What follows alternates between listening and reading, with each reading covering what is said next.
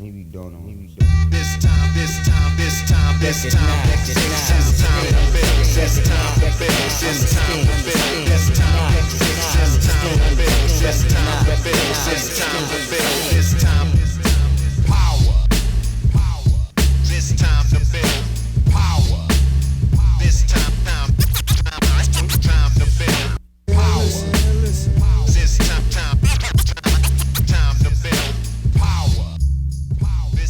What's up, everybody? I'm your host, Chris Hampton. Welcome to the Power Company Podcast, brought to you by PowerCompanyClimbing.com.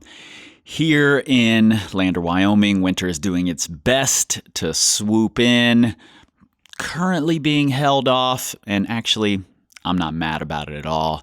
We've been working really hard on some winter apparel that will be coming out in the next month or so, as well as I've been reading a ton of research, both climbing specific and sports science research that can be applied to climbing for a project that our coach Paul Corsaro and I are working on that you'll be hearing more about very, very soon. I'm really excited to get this thing out into the world. I know that elsewhere, winter is still holding off. The seasons are just ramping up. So I hope everybody out there is ready. If you're not, then it might be too late to get ready. But next season, hit us up. We've got training options for pretty much every level, every discipline of climber. So get on the website, PowerCompanyClimbing.com. Find what suits you best or shoot us a message.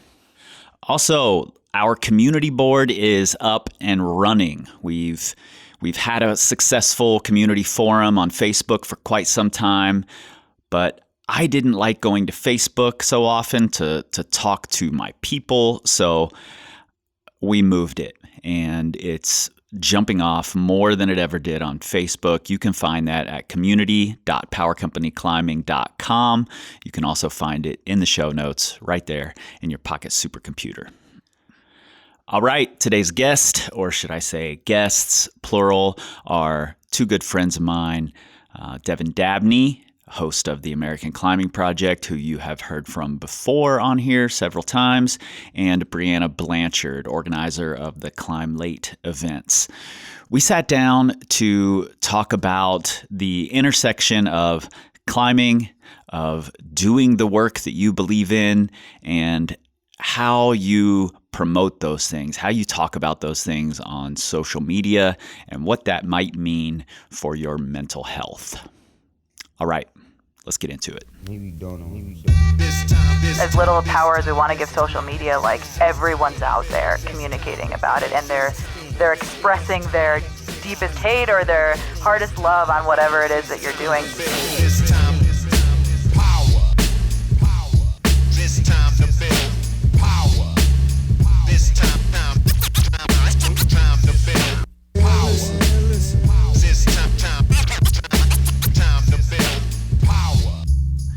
Did you guys know each other pre-internet? Like, had you met in person? No. And you met literally on met Instagram? on the internet. Yeah.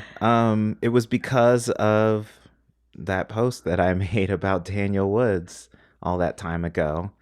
I did not think it was going to spread the way it did, and you can correct me if I'm wrong, Bri, but I think you found me because of that. Yeah, right? I think you posted a photo of yourself climbing in the red. Mm-hmm. And up until that point, I hadn't known who you were. I hadn't listened to your music. You know what? That's not true. I had listened to your music, didn't but know I who had it no was. idea. I had listened to a song you both did together, Breakfast at Miguel's. Oh, yeah. And that song. at that point, I don't even know. I may have done a Power Company training plan at that point, but I didn't know who you were, Devin, for sure. Mm-hmm. And it's listen to these tracks. They're about the red. Mm-hmm. And it was funny and fun to listen to. But yeah, I remember seeing that photo of you and hearing, your response. Mm-hmm. And it's oh, who's this? And then I think, I really truly don't remember how our friendship kind of spiraled after that point. But it's been so interesting, meeting people on the internet and then getting so close to you. You're like one of my closest friends now. Yeah, well, I think, and I don't know if this is exactly right, but I'm mostly, the short version is I remember you just being like, yeah, I think we should be friends. Like, we talked on the phone once and yeah, you were just like, yeah, I don't know, I just wanted to be friends with you. And I was like, okay, that seems like a good idea. And yeah, it actually has just shown me the power of like what actual connection is, and like it doesn't necessarily mean that being close to someone like physically means that you're going to be good friends with them, or like how to maintain a relationship, you know what I'm saying? Like how you can be, I don't know, you can maintain a good friendship virtually. And you don't necessarily have to like have known them forever either. Like I'm interested in deep good friendships, not surface level relationships that maybe I've known you for 10 years. I don't even think we've known each other for a year yet. Yeah. Isn't that weird? It's really weird. Well, I think it's fascinating. Like you and Devin, you and Mario and I have spent a lot of time on the phone talking. Yeah. And you haven't met Mario in person, right? No. No. Right. And I feel, I mean, I'm the grandpa in this whole relationship, like, because you and Mario starting to talk was because of you being on the podcast, and Mario, then seeing you and hearing you and being like, oh, I want to get to know this person. And, same thing with you guys. Your Daniel Woods post was in response to the podcast, and then Briana finds that. And I just think it's so fascinating. And I talk a lot about the bad side of the internet because it can be a really divisive place, completely devoid of nuance. But then there are these really brilliant, beautiful things that come from it. And, Devin, I met you in person the first time, Hoosier Heights. Yep. But it's not like we've spent a lot of time together. We've spent barely any time together until this trip. This is the fourth time I've seen you in person. Yeah. Right. And same with Briana. Yeah. Like we've seen each other before. We've been at events together, but that's really it. But seeing you two meet on the internet, seeing you and Mario meet on the internet, that's something that I want to highlight because, like I said, I talk about the bad side of the internet, and there's a lot of joy to be found there too. We just have to seek it out, find it, and engage in it. You know what you just made me realize? I'm glad you mentioned, like 10 minutes ago, you were talking about that conversation where we were saying like, it's just climbing, it can't change the world. Like, I don't think that you may have thought of it this way, but when you published that podcast, I don't think you were thinking like, oh, Devin's gonna hear it, he's gonna post something, and then him and Briana are gonna become friends. Yeah. But it happened. And so like it's just like a testament to, number one, you never know what impact you're leaving when you do things. And number two, changing the world doesn't always look like, some critically acclaimed thing. It can be, the like implied influence or informal influence is more powerful in some ways than just like formal, I'm in front of everybody influence. Yeah. Yeah. What made you two met on the internet? What made, and tell me about the first time you met to climb together. Briana, you were with your family, I think. Is that right? And what was the first? Oh, we were at Stone Fort. Yeah. That's right. Yeah. See, I'm watching the internet here. We don't even know. Yeah. Like, when was that? Yeah. I mean, I don't know about you, Bri, but I didn't feel like I was meeting you for the first time. Like, I felt like I already knew you, and it felt like we were just like picking up. Yep. Which I do think is interesting, because when I think about other people that I've met off the internet, it was like having to re-meet them again. Yeah. Like they were the same person, but it was just, I feel like you in person is very similar to you on the internet. Yeah. And we've also talked on the phone a lot. So it didn't feel weird to me. It felt like like these are people I already know really well. Right. And I think like through the last year, it forced us into isolation with COVID and everything. And all we had was the internet or our phones, or, we were isolated. And if we really valued connection, like I do, that's all we had. And so it sort of put everyone on the same plane. Like I can't see you. No one can see each other at this point in time. All we have are virtual connections. And so they felt like in that moment, the people that I was meeting and growing close to in those moments felt like real connections. Yeah. And so, going out and meeting Devin at Stone Fort and him climbing with my family and like doing that felt like, oh, well, we already do this. We already talk all the time. And it felt like in those moments, that was all I had or all we had because we couldn't and didn't feel comfortable like getting together with people through the pandemic. And I wonder, like, if the internet and those relationships that I've built and over time would have been so profound if we hadn't gone through this. Because, and I've said this before, like, there are so many ups and downs and benefits and consequences of the last year and a half, but we were all humbled to the same plane of like, no one can be together. This is how we're going to connect. And so all those new relationships or relationships that were, we'd seen each other once in a while, but then all we had now was to talk on the phone or on the internet became those real connections. I'm curious to hear from both of you. The internet, particularly social media, can be a really draining place. And you both engage in tough conversation, tough discourse on Instagram. And you put yourselves in that position on purpose.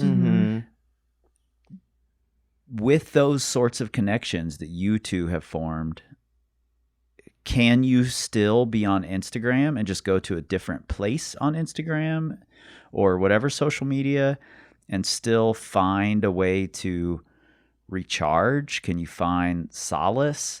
Or do you have to unplug? Like, is the social media becoming just a negative place, or are you still finding other positive things? I think it depends. I think most of the time, social media is a good place for, like, I can still view it as a positive because well, number one, I can watch all the funny videos I want. Like that helps, all the cat videos and like all the like just silly memes and stuff. I have like a folder a mile long of stuff like that. So I do it for that. And also like I do have a lot of meaningful connections I forged through social media. And that's honestly the thing that keeps me on it, because it can be a super negative and draining place. And honestly, in some ways it's overwhelming in a positive way, where I have so many connections and I'm like I have so many messages that I will never, ever be able to respond to. And that does bother me. But overall, I still view it very positively for myself. There are times though, when something really gets on my nerves or like it's an overwhelmingly negative experience. But I think I've also learned that I'm not going to get on American Alpine Club's like page and look at the comments. Like that's just right. Yeah. So I think I'm doing less of stuff like that and like looking for it, which, I feel like you should to a degree, but I'm mitigating it more. Yeah. And I think coming at it from a place of like healthy mentality too, because I am similar. Like I've valued the friendships and relationships I built from social media. But really being able to filter those things yourself, or like know where to look or who to connect with. If social media is one of the only ways to connect with them, like maybe you don't have their phone number or email or something like that. But, when things get difficult, as they do, when you choose to enter into those places where you're the only voice, or, you're constantly being, attacked by, internet trolls or whatever you want to refer to them as. But, being able to like find those good places because you remember that they're there, because that's the reason that's what forged the good relationships that you do have. Like I think like, okay, this platform has its purpose. I met Devin and now we're great friends. Like, I learned more about you, Chris, and now we're good friends. And like there are good pieces of it so that when the hard stuff gets exhausting, I can remember where to look and who's in my corner. Yep. Because and the other thing too is like remembering that there are going to be thousands of positive voices, but those like 10 or 20 negative ones are always going to constantly like be the ones that eat at us, regardless of like the thousands upon thousands of positive responses. And I think putting that into perspective of like, it truly really only is like a small minority of people who want to be loud and be opposed to what the good things that you're doing. Or just, are sad, miserable human beings who just have nothing better to do. But that there are like tens of thousands of more people who really support what you are doing. And just remembering that through all the mess, because it's messy. Social media is messy. As much power as it has, it's totally messy. So yeah. And I mean, the world is messy, so I guess we can't expect social media to not be a reflection of that. It just happens to be a really pointed reflection of that, Yeah. And something else too is like, everyone has their own opinions on how much power they give to social media. And there are those who are like, oh, social media isn't who I am as a person, but like social media gave me a lot of opportunity that I have now. Right. Yeah. And I can't ignore that. Yeah. So I'm almost like, oh, okay, well, what's the next opportunity that could be presented in front of me? I can't ignore that social media gave me the platform to have a voice that people listen to, and gave me opportunity that I have now. Yeah. Yeah. For lack of better terminology, I generally speak about social media and real life, as if they're different things. And I'm well aware that social media is part of real life, but that's the terminology I'm going to use. In real life, both of you are doing other things to affect change. You're working toward what you see as the better vision of the community.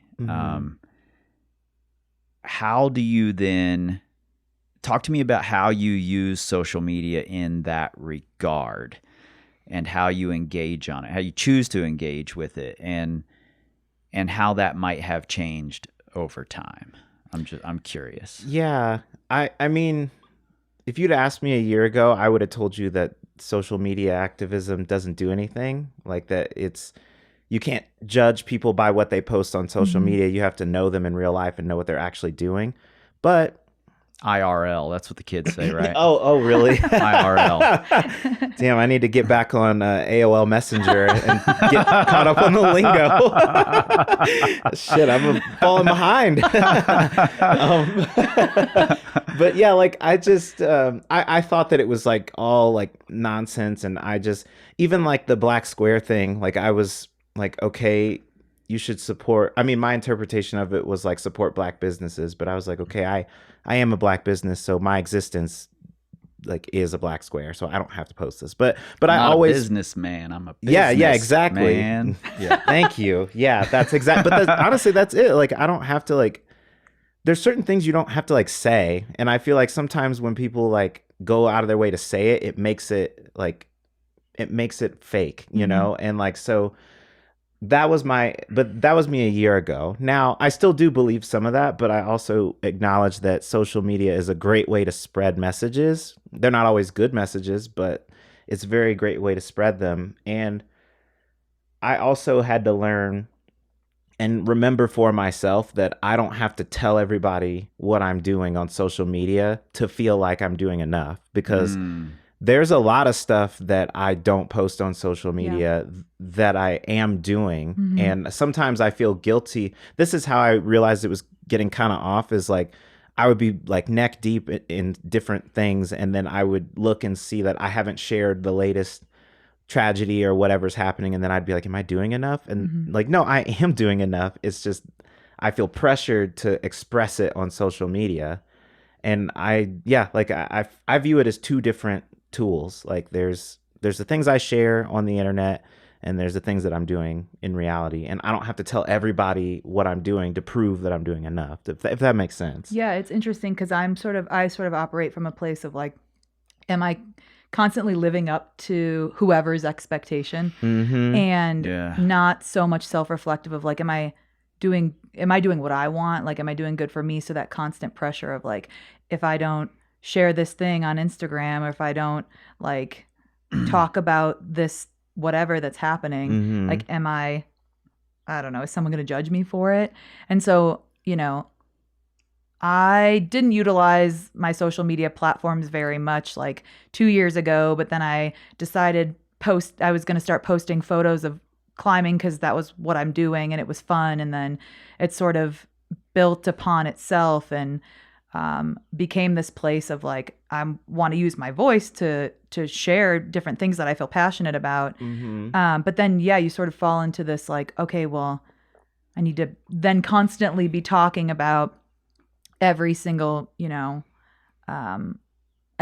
that's going on, instead of like, oh, you know what, I can share about this really awesome initiative that I'm starting, or, and it actually put some things into perspective recently, because my husband was like, why don't you share about Climb Late, which is this initiative, like this climbing initiative that I started. And I was like, yeah, okay. Like, it's not, it's not a photo of me climbing. It's not like me sharing some vulnerable story or something, but it's me expressing like true joy in this project that I'm working on. And I think I'm starting to shift in that direction of, don't stop looking at me because I'm still here, like doing this. And I'm, you can still expect this from me, but also from time to time, like I'm happy. Like I show joy. Like I'm excited about things, but like, don't sleep. I'm still here, like doing the work and stuff. So it's sort of, it's sort of this roller coaster of like, okay, let's explore this tool in a different way. And two, like, another way that we sort of get trapped in this negative mentality of social media is we start to compare ourselves to other folks. Like, for me, other climbers doing things that in my mind are much more skilled or better than something that I'm doing. And being able to express vulnerability through my storytelling, which is a way that I sort of tackle social media. Like, I want to share these experiences and tell these stories, and express that vulnerability sort of humbles the nature of us all. 'Cause we know that folks aren't sharing like the truth of the truth, like every single thing. Yeah. And we likely see a lot of, talked up good in terms of what people are doing, and not the real root of vulnerability, which I think is a powerful thing to see on a platform like Instagram or something like that. So me expressing that, it's almost like I want to see that from everybody else too. Here's something I think is really interesting that you sort of just touched on. You both have things that you've built. The Climb Late initiative, you've got the American Climbing Project and your music. And we live in this culture where it's like, I need to show everybody everything I'm eating. If I made a plate of food, I got to show it to everybody on Instagram, and then I got to show them what I'm doing in the next hour, and then in the next hour, and they constantly have to see things. But then we put a lot of ourselves into building a thing, and we post about it once, and we're like, okay, that's that. Yeah. And for some reason, we feel embarrassed is the wrong word, but we don't want to overshare these things we've put all of ourselves into. Like the book, The Hard Truth, was the first time I said, okay, I'm really fucking proud of this thing. I'm going to share the shit out of it. Yeah. I'm going to post about it every day for the next fucking month. Yeah. And then for the year anniversary, I'm going to post about it every day for the next fucking month. Yeah.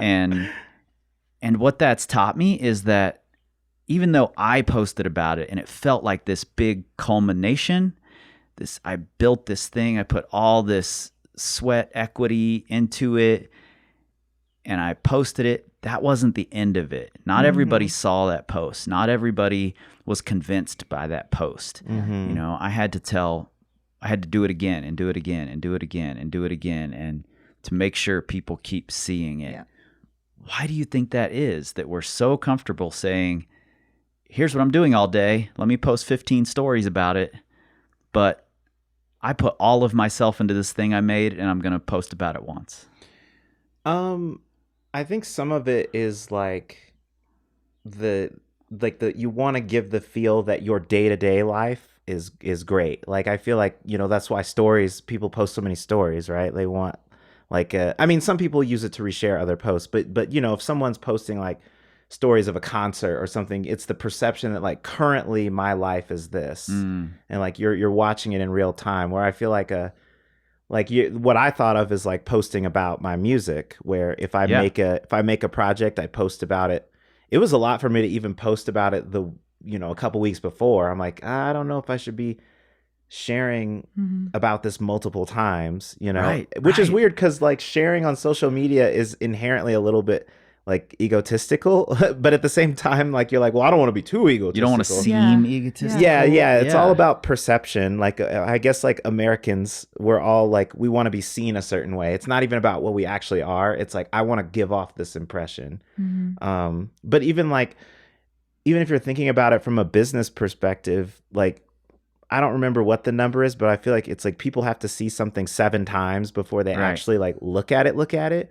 And so you probably are reaping the benefits of like sharing about it every day. And like, I don't know, it's easy to have these like moments get lost in communicating. Yeah, it's so funny because like until I was sort of persuaded to post about Climb Late, like I didn't even share about it. And part of me was like, I don't need to share about it. Like, I'm just going to do the work. Like, there's enough performative action happening on social media. But then there's also the idea of like, is it not going to be enough? Like, is it not going to live up to like, because I already hold myself up to ridiculous standards, and then I'm like, can it hold up to like everyone else's standards too?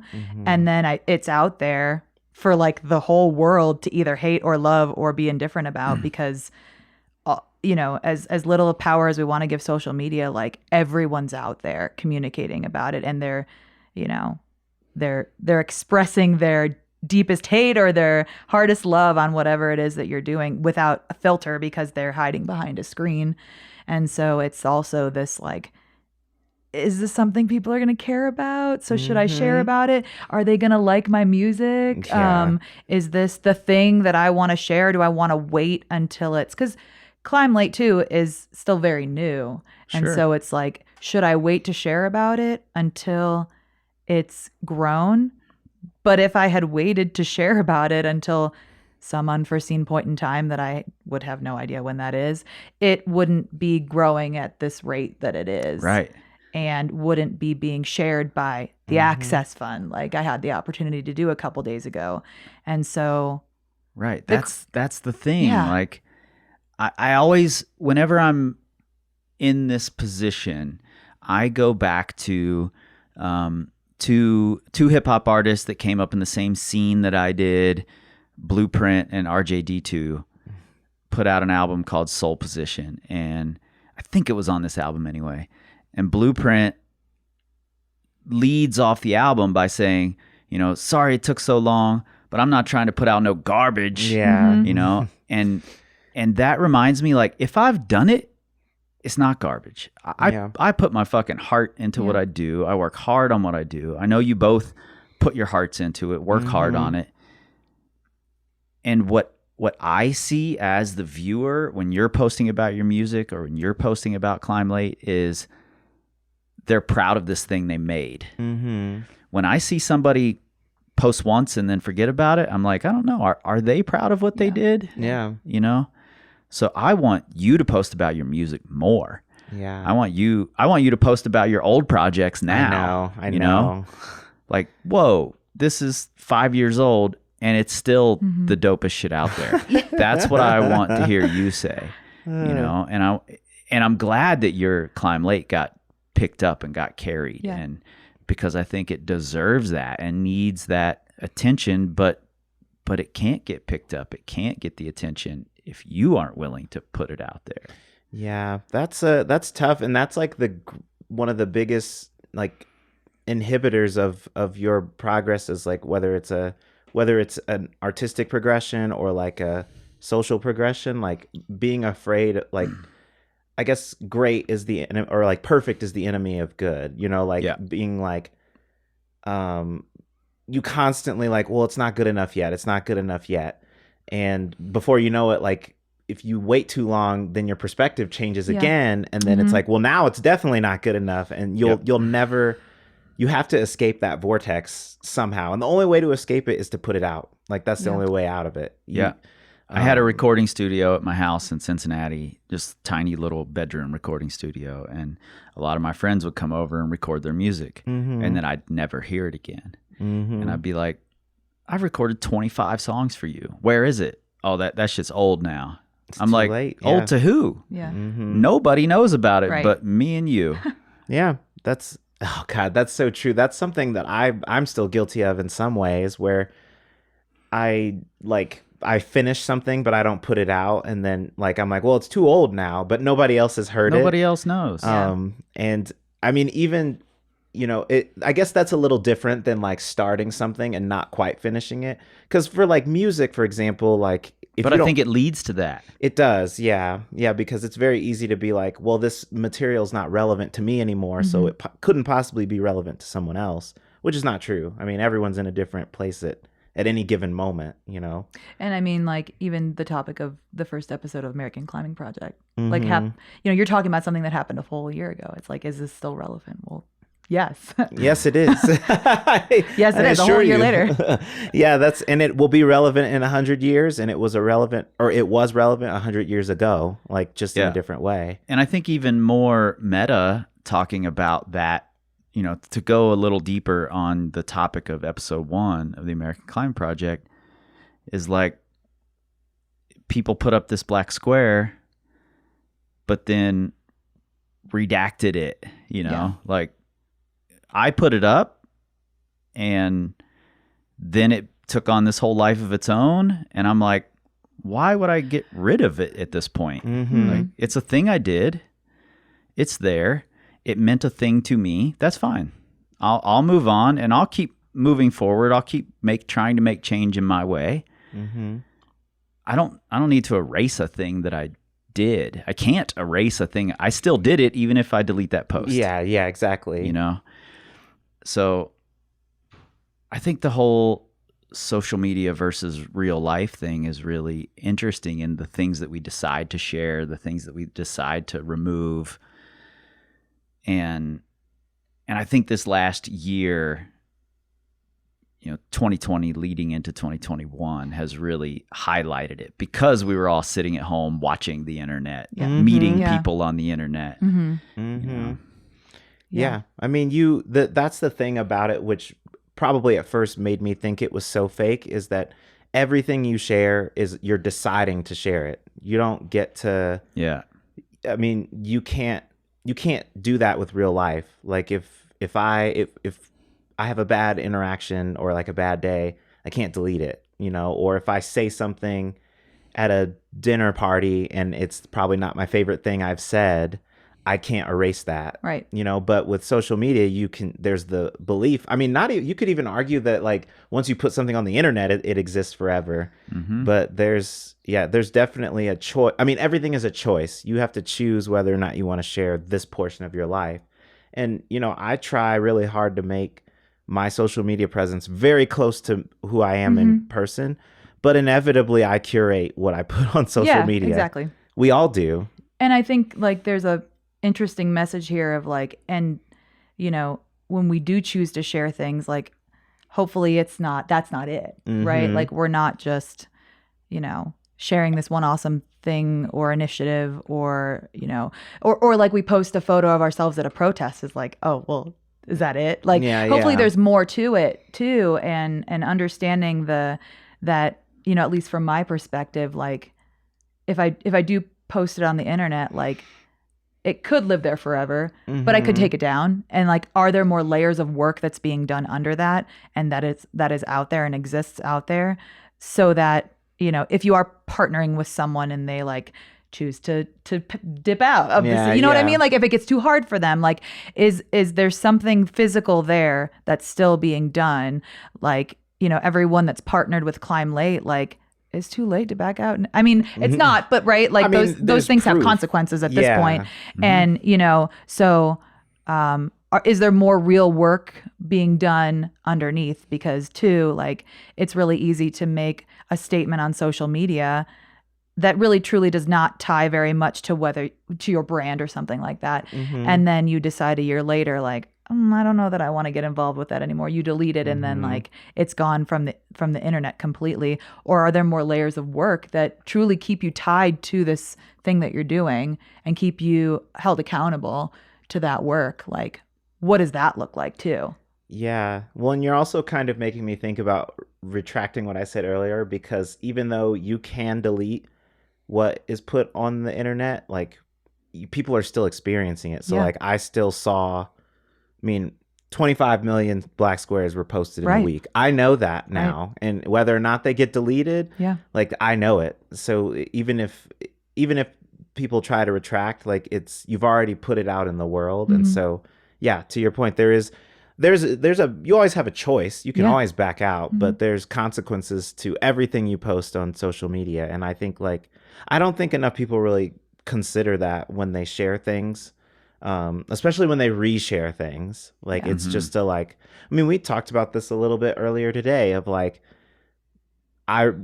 me recognizing in myself that I would sometimes share things just because someone I respected shared it, and I wouldn't even think about it. Yeah. And to realize that is terrifying, right?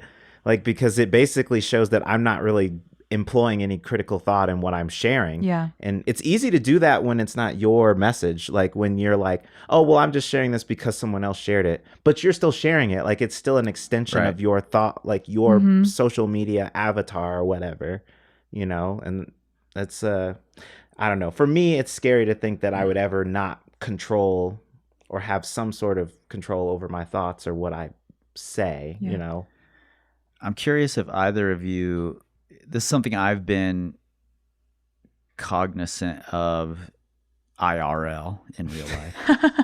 See, you're getting it. You're with it. How do you do, fellow kids? Oh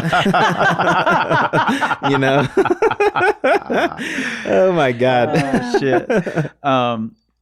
Something I've been cognizant of is, am I letting this looming specter of knowing that I'm going to post about this on social media, am I letting that affect my actions in real life?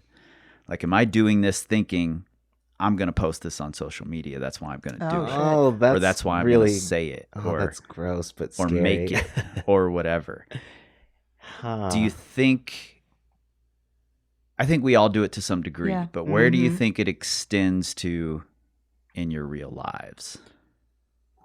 Yeah, that's a tough question. That's scary to think about, because I don't think I have the time. To I remember like a year ago, because first of all, like my husband takes my climbing partner. My husband takes like, he snaps photos and memories and stuff like that for me to share on social media and whatnot.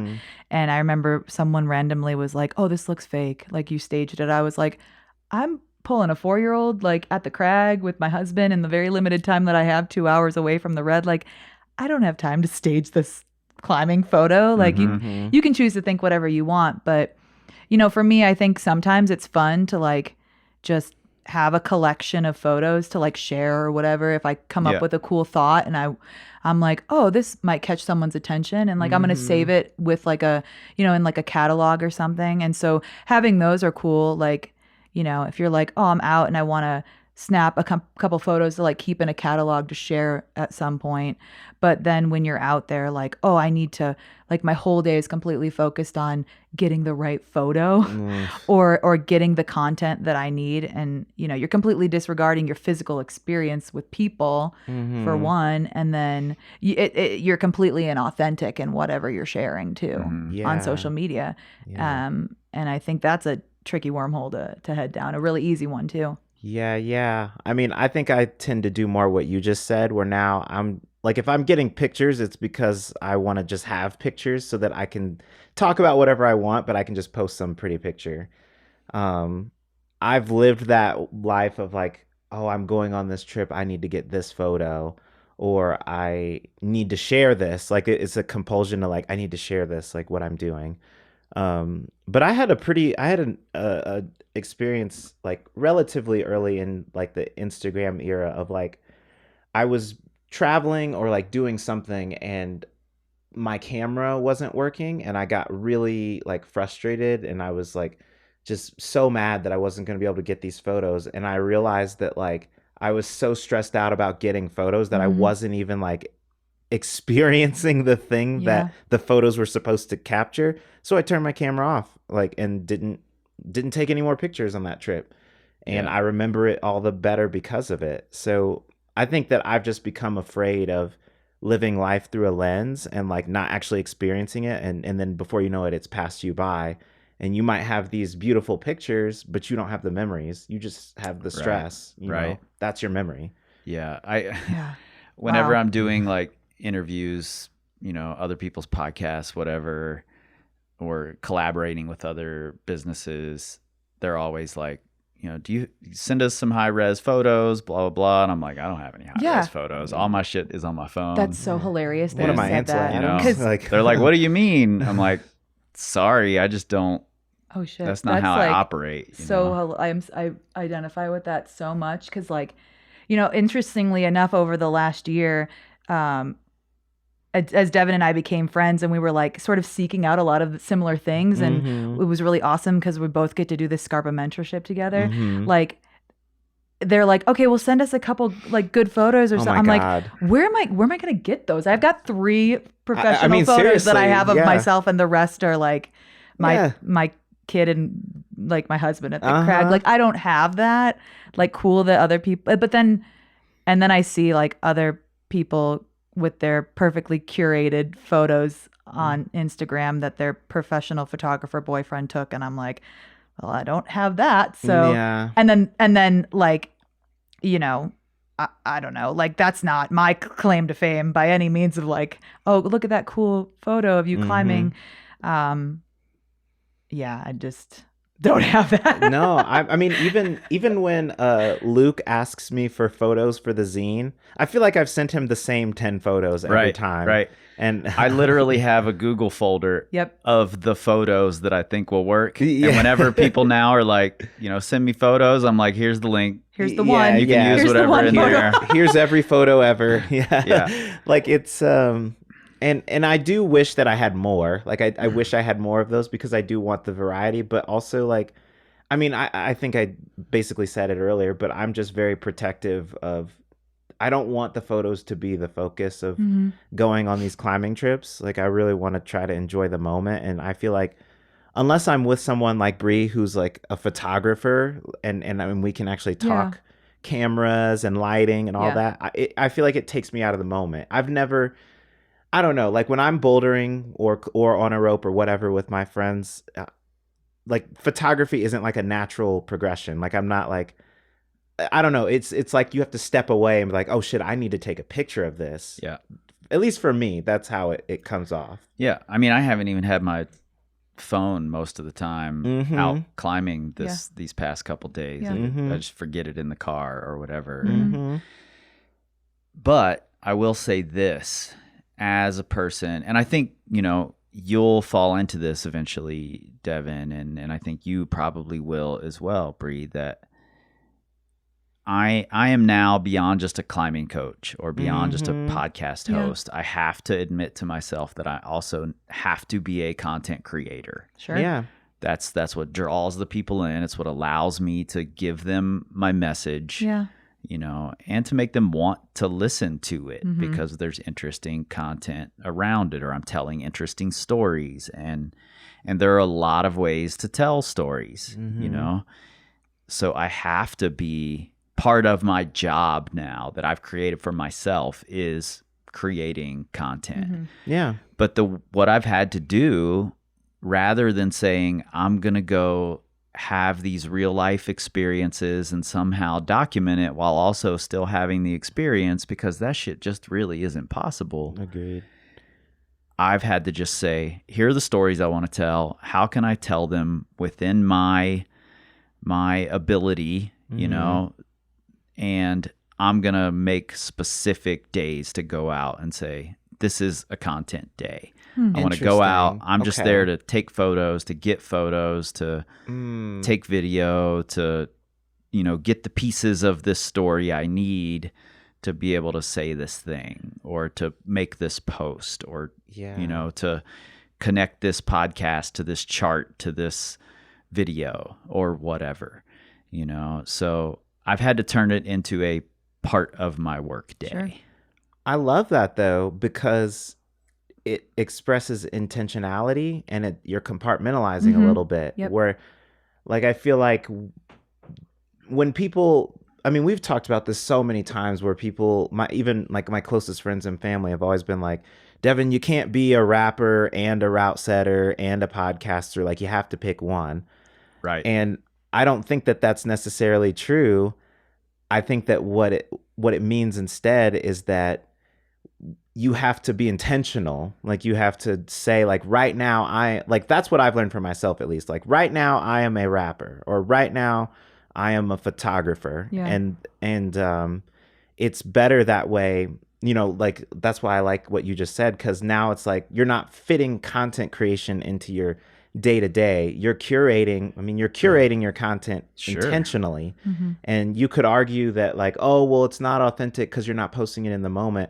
But I would argue that it's more authentic because you're taking intention to do just that, as opposed to, like, I'm going to have this, like, sidecar situation where I'm living my real life and also propelling my social media presence, as opposed to, like, I'm going to live my real life right now and, okay, let's, like, curate my social media presence this day. Yeah. And I'm getting to fully experience my real life. And then I can come back and tell the story. I can come back and get the shot. I can go back out to the boulder and get photos or whatever if I have a meaningful story I want to tell about it. Man. So that's how I've gotten around it, rather than saying every day I go out, I need to create content around it. And I don't want social media or my persona on social media or whatever to influence how I'm interacting with the world. Then I go interact with the world, and then I'll come back and interact as a content creator. Yeah. And you're not trying to juggle both and failing terribly at it. Right. Both are going to suffer. Yep. It's like people watching a concert through their phone because they're recording. That's the exactly concert what I think to about send to their friends. That's what I don't want to do. I mean, that's like the best example is like people, because I mean, I love music, obviously, and going to concerts is really special to me. And I don't know, there are times where I step back and I'm like, all right, let me get like a little bit of Let me get a photo or a video. Like, and I'm thankful that I do that. But yeah, like, that's my fear, is I don't want to be like in front of the thing, documenting the thing and not experiencing it. Yeah. I had a talk with my daughter once at a concert. We both like the same music. We go to concerts together. And she had her phone up recording. And I was like, look around. There are 20 other people doing exactly this. You can see those videos on YouTube tomorrow if you search it, Watch the concert through your eyes. And then tomorrow, if you want to watch it on a phone screen, you can do that, How do we do that? It's a fear. I think it's a fear. Like, I think we are so, at least for me, I can't speak for everyone, but there's a fear that if you don't document it, you won't remember it, and that, like, it'll get lost, I think. And also, you want everyone else to know you were there. And there's, like, that, like, ego side of it. Like, look at what I'm doing. Like, I'm seeing Atmosphere. Yeah. And there is, like, if I go see Atmosphere, I do want everyone to know, because Atmosphere's dope and their concerts are dope. But I also think that, there's a fear of, like, oh, well, I'll forget this. And I've actually learned, I don't know if everyone else is like this, but I've learned that when I try to document things, that makes it easier to forget them. Like, when I know I have a picture, I don't have to remember it. Does that make sense? Yeah. Where, like, if I know I've got a video of Atmosphere performing, I can, like, I have the mental security of, like, oh, well, if I forget it, I have a video, and I don't focus on it as much. Yeah, there was a time when I was really into photography and developing my own film, my own prints, and hand coloring the prints. And I had taken all these huge photos, made these huge photos of my daughter. And then at one of her birthday parties, I didn't have my camera. And people were like, why aren't you taking pictures of this? Like, you're the one who should be documenting this. And I'm like, no, I'm the one who should be here for this. I don't need a photo to remember it. And once that memory's gone, the memory's gone. And that's okay, because I had the memory. I experienced You experienced the thing, it. That's the important. The experiences are the important parts. Like, and if it's really that impactful to you, you will not forget it. Like, why do we have to hold on to every memory?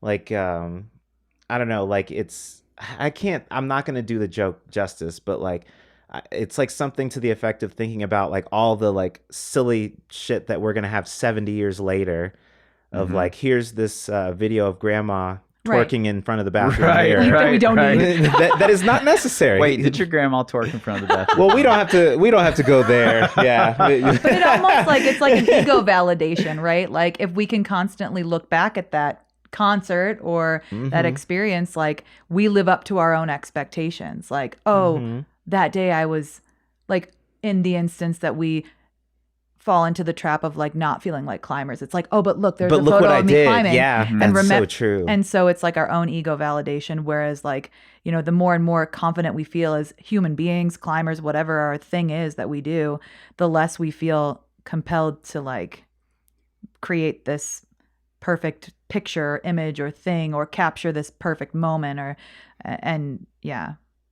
don't know. That's interesting. And I think it can be a powerful thing, in that regard, or at least adjacent to that regard as well.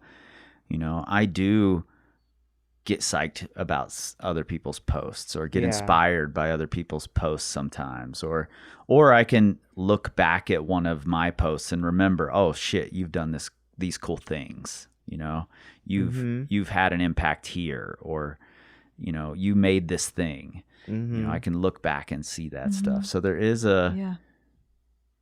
a good side to it. Certainly. Yeah. I mean, like what you just said, I think what you said, Brie, about like not feeling validated and being able to look back, I think that's positive too. I think for myself, it's good to remember like, oh, look, Devin, like you've done so much in the last like 6 years. And like, it's not about other people's perception. It's more about like, am I living up to the values that I say? And I can look back and go, yeah, like you're doing those things. And then also like, I feel like I've been bashing so much on taking pictures at concerts, but I will say like one of my fondest memories is going to see Lupe Fiasco in the Lasers era Lupe Fiasco. And I brought my camera and I was like, I'm going to get pictures of him. And I like fought my way to the front, and one of my pictures he saw, and like either he reposted it on Facebook. He definitely commented on it and was like, this is an awesome photo. And that was like so cool for me, because at that time he was like, I mean, he still may be like my favorite rapper ever. Yeah. And I wouldn't have remembered that concert that way if I hadn't brought my camera. Right. So there is a plus to it. Yeah, and I don't think there's like a exact good, bad, right? Like it's all choices. Yeah, and I mean, there's like, I have a great that same concert where I told my daughter, and she put her phone away, and then the next concert she didn't bring her phone in even. But at that first concert, she, I introduced her to who was her favorite rapper at the time, a woman, Dessa with Doomtree. I'm like, let me have you two meet, and I've got my daughter's phone trying to take a picture of her and Dessa, and I'm like, I don't know how to work this thing, I'm grandpa. And Dessa just snatches the phone from me and takes a selfie with her, and that memory is great. And Caitlin has the photo now, so there are pluses to this stuff. I think you just have to think about it. You have to be intentional about it. There has to be reason. Yeah. And when I think of like the photos that I took of Lupe, I didn't go to that concert thinking I'm going to get a good photo of Lupe. I was just like, I'm going to bring my camera. And, once I got to the front and like he was performing and like he was going crazy, lights were going crazy. I'm like, shit, I need to get some pictures of this. But there was a shift, right? There was a moment where like, like I went from enjoying the concert to I'm going to get some photos. But then once I got the photos I wanted, I put my camera away and then I went back to what I was doing. You compartmentalize the whole Mm-hmm. thing. Yeah. So that I think that's what it is. At least, especially after what you said about being a content creator, that there needs to be an intention behind it instead of you just trying to like grasp at 25 straws. It's like grasp at them one at a time. Yeah. You know. It's along this line.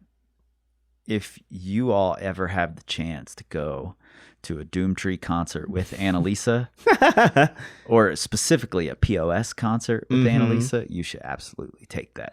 Is it like going to a Nas concert with Drew Mack? Times 10. That's a lot. She goes crazy. She raps every word. I'd like to see that. She, like she was making beats the other night, Yeah. times 1,000. It's That's it's awesome. absurd. We should do that. That is Anyway, great. Before we wrap up on here, because you've both created cool things recently that I think reflect your missions, your personalities, the reason you're here right now, you know. I would love to hear from Devin what Climb Late is, the importance of that, and I would love to hear from Briana the importance of the American Climbing Project. That's really cool because actually I thought this earlier, but it didn't seem natural to say it. But like I was thinking about when Bri and I were talking about what we wanted to do with climbing when we were first getting to know each other, and just like the intention behind what we wanted our voices to be. And I specifically even down to like our handles, like what we wanted our handles on Instagram to be. And I see Climb Late as the like embodiment of everything you told me a year ago, of how you wanted to use your voice in a way that was true to you, but also like took on these different mantles, and you wanted to be a force for good, and like a provider in a sense of community. And I guess I never thought about it like that until you said that. But yeah, like this is like exactly what you said to me a year ago. It's like that manifested, and I see it personally as a very necessary component of climbing, like another bridge for access. Because access is not just about money. It's not just about location. It's about feeling safe and having people like Briana say, come on in, you know? And I think that gets overlooked a lot. I think people focus on like, oh, like we just need to lower the prices. Like it's more about how you communicate it. So that's kind of how I see it. It's that next level of giving access to climbing. Yeah, and I'll add to that one of the brilliant components of it, I'm a sucker for good branding, plays on words, Yes, things like that. yes, of course. So the Climb Late part, while partnering with Ale8, because Ale8 is a drink made in rural Kentucky, it becomes even more powerful that this brand, this coalition who all work in rural Kentucky have partnered together to do something that adds to the diversity in this sport is really powerful for me to see. Yeah. So yeah, I appreciate that it's there. Well, and the other thing I wanted to say is like even if in the future you don't partner with Ale8, like the legacy still stands, and it's still a telltale of like where you started. Yeah. Where like that's why like, you know, rappers usually don't change their names Unless they're Doom. Yeah, unless they're Doom and they're collaborating with someone, then they'll change every album's a different name. All caps. But like, you know, I guess like rappers will sometimes drop the Young or the Lil from their name. Do but they like, though? They're not Lil anymore. Yeah. I guess the only two rappers I can think of are like Young Jeezy, he's just Jeezy Bow Wow. now, and Bow Wow, which maybe that wasn't a good choice on his part, but the legacy remains, right? Like Right. you will the name tells the story which again is like kind of what we just talked about, right? Of like, once you put something out, it will exist that way forever, which is really powerful in this case. Thanks, guys. Yeah. Now it's my turn. Man, where to even start with the American Climbing Project? Because even just, I mean, I feel as though this was in motion so much longer before we were friends, but just the necessary need for this to happen. And this will sort of play out in every episode that we're going to hear from you. And I feel as though I've got a little bit more of an in, like I've heard some things that your listeners definitely haven't heard yet, but just I'm so tired of the narrative in climbing that is the constant narrative of, you know, shirtless white guy does another FA, and there's so much more to climbing than what we're seeing and hearing. And even and so Devin, you're interviewing these people in the community whose stories haven't been shared before, whose ideas need to be told, and you're giving them a platform. You're bringing to life ideas and initiatives and like what I love it's so hard to articulate, but like what I love so much about it is that you're doing the thing that I want to see done in the community. You're out there, you're using your voice, and people are hearing from people that need to be heard from, seeing people that need to be seen, and changing the narrative and changing the story of what climbing is. And you talk more about, you're not like, talking about how to train to become a stronger climber or whatever, but you're talking to people within the climbing community that may not have had that voice before. So you're like the next step. You're like giving voice to the people who might come in to climb late one day to like try climb, right? Like you're then giving them a platform to have a voice, and it's such a necessary thing to hear because people need to hear that. That's really cool. Yeah, and I would say, from that moment on the mezzanine level at Climb So Ill, when you were talking to me about, what do you think about a podcast like this? How do you think that would be received? Do you think it's something that could work? And I thought, I somehow need to make sure this thing happens. Like I have no influence over it other than I'm going to record a thing. I'm going to put myself in a position where I can release this to tens of thousands of people to hold your ass accountable to making a thing. I knew it should be a thing then. Its moment became even more powerful, and you delivered on that, and I'm incredibly proud of you for doing that. Yeah. It's good. It's so good. Wow. If no one's listened to it, go listen to it because it's good. Thank you. Yeah, I mean, it really is because, you did exactly what you wanted. You kept me accountable. You released it at like the perfect time, I feel like. It was a really good reminder, and, again, like I don't think that I even would have gotten this far had it not been for the connections I made through social media. Yeah. Like, because even though I've only seen, this is the fourth time I've seen you, so you could argue that our primary connection is virtual. Yeah. But you still had an insane amount of influence on even back to Tape, Climb, Repeat. Like I told you, like someone showed me your music and I was like, oh, like I want to rap again. Like I'm going to rap about climbing, because I didn't know what I wanted to rap about until I heard your music. So it's really powerful. And thank you for that, both of you. I'm glad both of your voices are out there. I think you both wield different size hammers. And I'm glad for that. So thanks for doing it. Yeah. I am honored to be able to call both of these forces of nature friends, as well as to be a tiny part in their journey to spread their voices, and I'm privileged to get to watch it going down in real time.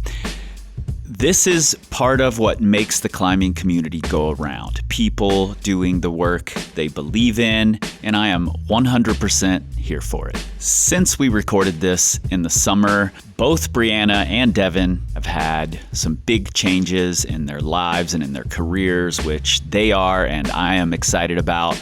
Briana has accepted a position at the Access Fund, which is perfect for her. The Access Fund is lucky to have her. Devin just recently quit his job with Nike to pursue the American Climbing Project and other projects that he has in the works full time. If you or your gym is interested in having a Climb Late event, you can contact Briana. There are links right there in your show notes to do that. She's right now booking out for 2022. If you or your company is interested in supporting or sponsoring the American Climbing Project, because frankly, it's not only the most provocative and most interesting climbing podcast out there right now, it's also the best produced. If you want to support that, there are links right there in your show notes to reach out to those guys and get that going. Also, if you've got a project that could use the talents of Devin Dabney, if it's a music project, if it's a podcast project, whatever it is, hit him up. You will not be disappointed. And at the same time, you'll be supporting this work getting done in the climbing community, which is a much needed thing.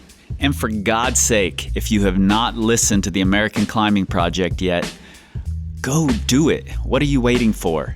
You're going to learn something, I promise. You can find links to do all those things right there in the show notes in your pocket supercomputer. You can also find a link to our new community forum and knowledge hub. That's at community.powercompanyclimbing.com. We hope to see you over there soon. In the meantime, if you need us, you know where to find us, powercompanyclimbing.com. You can find us on the Instagrams, the Facebook, the Pinterest, the YouTube, at Power Company Climbing, and you can hunt for us on the Twitter. You should absolutely be sharing both Climb Late and the American Climbing Project on the Twitter machine.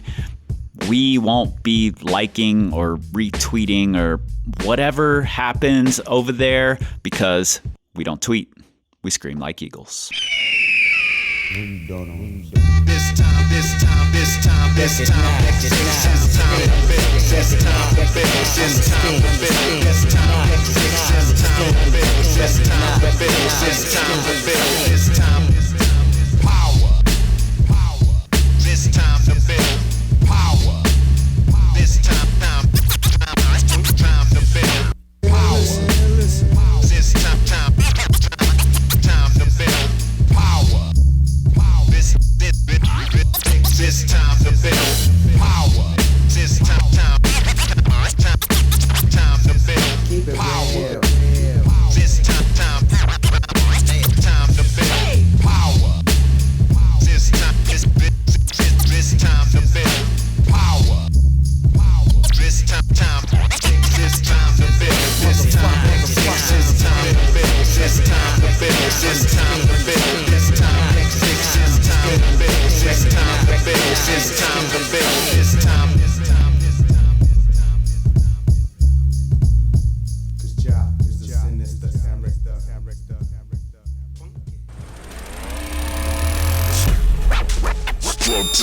Audio.